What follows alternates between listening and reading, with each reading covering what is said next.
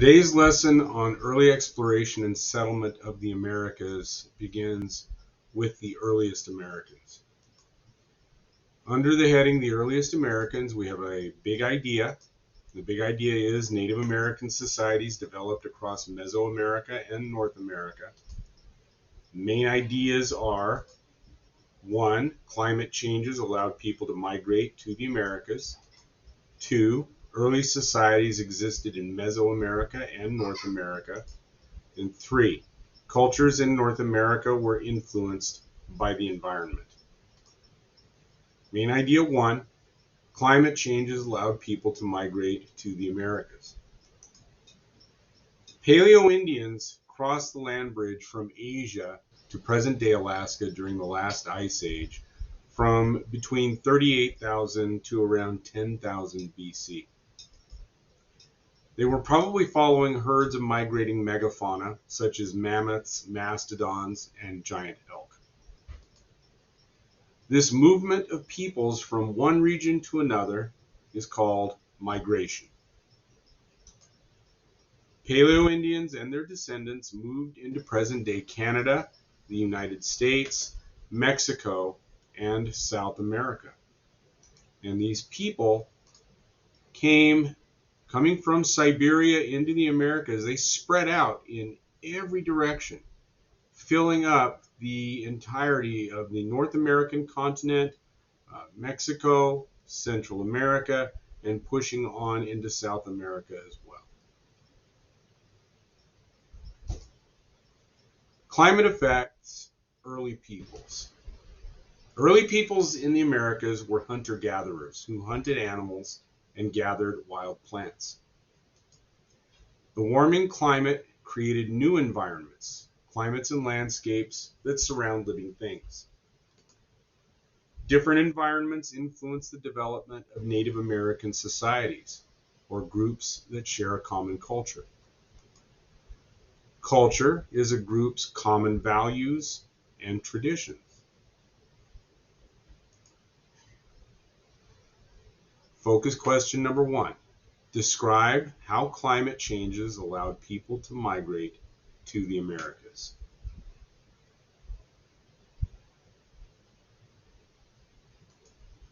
Main idea 2. Early societies existed in Mesoamerica, South America, and North America. Some of the earliest civilizations developed in Mesoamerica, also called Central America. The Olmec society developed along the Gulf Coast of Mexico between around 1200 and 400 BC. The Maya civilization thrived in southeastern Mesoamerica from AD 300 to around 900. The Aztecs arrived in central Mexico in AD 1200, about the time the Inca created a civilization in South America. In the map we can see here the Olmec located here where the laser pointer is at. This would be along the north coast of the Isthmus of Tehuantepec.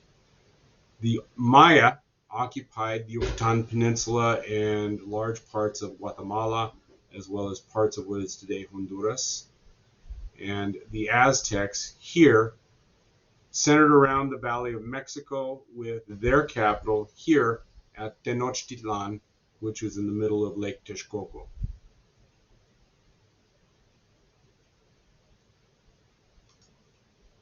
In South America, the Inca created their own civilization in the Andes Mountains, which is right here along the western ridge of the Andes Mountains, the west coast of South America. Eventually, the Inca Empire stretched from present-day Ecuador in the north to as far south as what is today central Chile. You can see the growth of the Inca Empire indicated here by this key.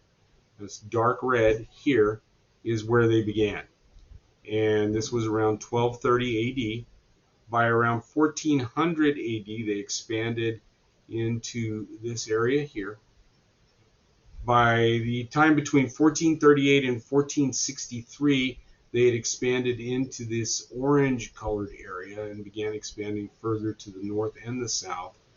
Between 1463 and 1471, they pushed further to the north, and between 1471 and 1493, all of the areas that you see in yellow were part of the Inca Empire, and between 1493 and 1525, they occupied these areas that you see here in white. The red lines that you see all over the place, these are Inca roads. The Incas built thousands of miles of roads connecting their empire from north to south, from east to west. People who had never developed the wheel developed roads, and these roads were used for trade, they were used for communication, but they were also used for the armies of the Inca Empire to be able to relatively quickly get from one part of the empire to another to enforce the will of the emperor.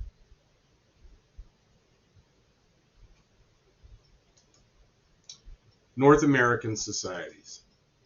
North America, less populated than Mesoamerica or South America. It was very sparsely populated, truthfully, by comparison.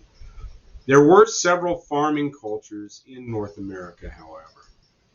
The Anasazi lived in the Four Corners region, present-day Arizona, Colorado, and New Mexico. That would be in this area where I'm circling right here. This was the area of the Anasazi. The Hopewell lived along the Mississippi, Ohio, and lower Missouri River valleys, which would be in this area here, centered around what is called Cahokia. And the Mississippians also lived along the Ohio and Mississippi River. Mississippian culture was actually widely scattered all over the area between just west of the Mississippi River all the way to the Atlantic coast. And it involved a large number of different societies and tribes.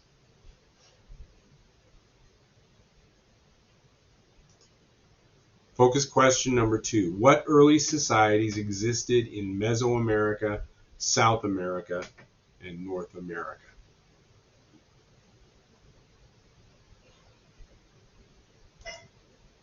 Main idea 3. Cultures in North America were influenced by the environment. Researchers use culture areas to help describe ancient Native American peoples. Culture areas are geographic locations that influence society. North America is divided into several culture areas, including the far north, Pacific coast, California, the west, southwest, the Great Plains, and the east. In the far north culture area, we have the Arctic. The Arctic culture area has long, cold winters, very short summers. And the areas that you see here in this light purple, this is the Arctic culture area. The Inuit peoples of present-day Alaska and Canada, as well as the west coast of what we call Greenland. And then you have the Aleut peoples in Alaska, who live mostly on what are called the Aleutian Islands, which jut far out into the Pacific. These peoples fished and hunted large mammals, walruses, seals, polar bears, elk, deer, caribou. They hunted the large animals, and meat was basically all that they could have, meat or fish. There was almost nothing in the form of vegetation growing that far north. The subarctic culture area was much larger. The subarctic, like the Arctic, had long, cold winters and short summers. Many tribes in this area, including the Innu, Cree, and Dogrib. Hunters followed herds of migrating deer, and these people lived in temporary shelters, often made of animal skins.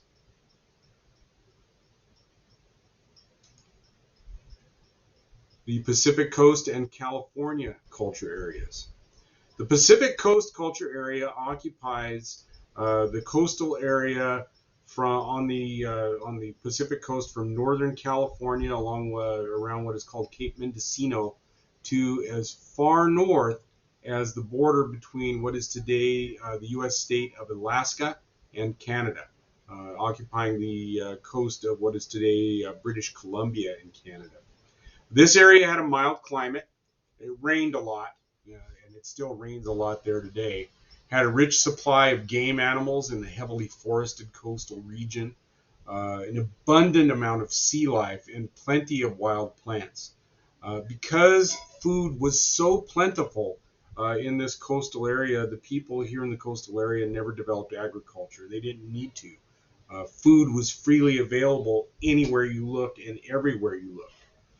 People who lived in this area were the Kwakiutl, the Chinook, and the Tillamook, who carved totems or totem poles representing their ancestor or animal spirits. And they did this on tall wooden poles that they would display in front of their large lodge houses. California culture area, which occupies the entire area where we live. There were many food sources here in California, especially in the areas of the Sierra foothills, the coastal mountain range. Food sources such as acorns, fish, deer, all of which were plentiful. People in the California culture area lived in isolated family groups of between 50 and 300 people. And very often, because these groups were isolated and relatively small, there were more than 100 different languages that were spoken because these people were completely separated from each other and rarely interacted.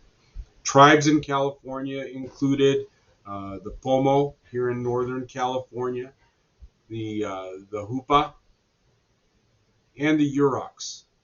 Down here along the coast, which is the Central California coast, which is what we would mostly know, would be the Chumash, the Salinan. And here in the valley would be the Yokuts. The Yokuts people occupied the entire area from the Sacramento Valley all the way down through the San Joaquin. And one thing that I would add, if you've ever been up to Bass Lake and seen the areas around Bass Lake where you often will find flat areas of granite that have holes drilled into them, those holes aren't actually drilled there. Those holes are what are called mortar holes. And next to the mortar holes, often you will find areas of very, very flat rock that has been worn smooth, and those are called metate slicks. The people who lived up in the area around Bass Lake, those large flat rocks that have the holes in them that you see there, that was their kitchen. This is where the women of the family group would prepare meals for the families, and it's an area that's of particular interest to me. Because what you see represented in those kitchen areas where those rocks are at with the mortar holes drilled into them is an example of hundreds and hundreds of years of tradition of mothers teaching their daughters how to grind acorns or piñon nuts into flour that they would then they would roll out on the metate and fry up as fry bread right there on that rock. This was their kitchen. This is where these people lived. This is where they fed their families. So if you ever go up to Bass Lake and you see those areas, and there are plenty of them around there, I would request that you have some respect for the area and treat it with a little bit of dignity. The West and Southwest culture areas. The Plateau culture area was inland from the coastal California area. Plateau tribes were adapted to varied climates of mountains and rivers. They were hunter-gatherers. They fished for salmon and eels. They hunted elk, bear, and deer. They also gathered roots, bulbs, and wild berries. For the most part, did not practice agriculture. There were 4 main language families in this area: Salishan, Sahaptin, Kootenai, and Modoc Klamath. The majority of tribes spoke Salishan and Sahaptin. Tribes in this area included the Modoc, the Umatilla, the Nez Perce, the Wenatchee, and the Shuswap. The West and Southwest, this would be the Great Basin area. The Great Basin culture area, these tribes adapted to the dry climate by gathering seeds, digging for roots, and trapping small animals. Most groups, including the Paiute, Shoshone, and the Ute, spoke the same language. These people tended to interact with each other fairly regularly, and because of that, it was much easier for them to communicate with each other. The Shoshone lived in this area here. Just to the south of them would be the Ute. You actually had Shoshone all over this northern area. The Sheep Eater, the Lemhi Shoshone, Northern Shoshone, the Bannock Shoshone, Shoshone tribes all over this area. And because they were all over the place, they all spoke the same language. The West and Southwest culture area, and the Southwest in this case. Groups in the Southwest included the Apache, the Navajo, and the various Pueblo peoples, which would include members of my own family. People from my family lived here in New Mexico at a place called Acoma. The Acoma Pueblo is the home of some of my family. They also adapted to a hot, dry climate. The Pueblo irrigated land to grow crops. The Apache hunted game and raided the villages of other groups. Several language groups in this area included Carasan, Tanonan, that would be Pueblo, Athabascan, which is spoken by the Navajo, and Yuman, spoken by the Havasupai, Mojave, and Apache. All shared a common sign language. If they couldn't speak each other's language, then they could use sign language to communicate with each other, which was also a method of communication between different tribes of the Plateau region who did not share the same language. They had a common sign language that they shared as well. The Great Plains in the east. Great Plains stretched from Canada in the far north, where you have tribes like the Sarsi, the Cree, and the Blackfeet, all down through the Mississippi River Valley, the Rocky Mountains, all the way into Texas. Prior contact with the Spanish meant that most tribes lived in Prior to contact with the Spanish, most tribes lived in semi-permanent villages. A lot of these people that you see here, the Arapaho, the Kanza, the Kiowa, Osage, Missouri, and Oto, a lot of them had been farmers. Where the Santee Sioux and the Arikara, the Yankton Sioux, the Dakota, they had settled down and were farming. But when the Spanish came and brought horses with them, it changed the lifestyle of a lot of these people. After the horse was introduced to North America in the 1500s, many tribes became what is called nomadic. That is, they began to follow herds of buffalo across the Great Plains rather than remain in the villages that they had established. The plains were mainly grasslands with game such as buffalo. People who did farm grew things like beans, maize, and squash. Dozens of tribes included the Mandan, Pawnee, the Arapaho, Blackfoot, and Comanche, and they all spoke different languages, but because they encountered each other so frequently, they had developed a common sign language that pretty much everybody on the Great Plains knew. So if you were a Hidatsa, for instance, and you ended up in Crow territory, even though you didn't speak the same verbal language, you would be able to communicate with each other through sign language. That being said, an awful lot of these tribes stayed in constant states of conflict with each other. Great Plains in the East culture area, a region rich in sources of food and shelter. Southeastern groups such as the Cherokee and Creek lived in farming villages.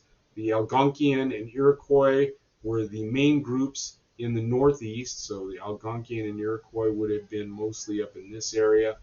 Southeastern area, this would have been the area of the Cherokee and the Creek.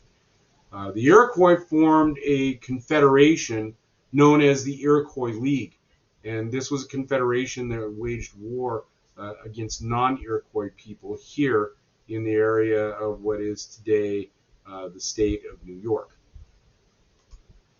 Focus question number 3, how were cultures in North America influenced by the environment?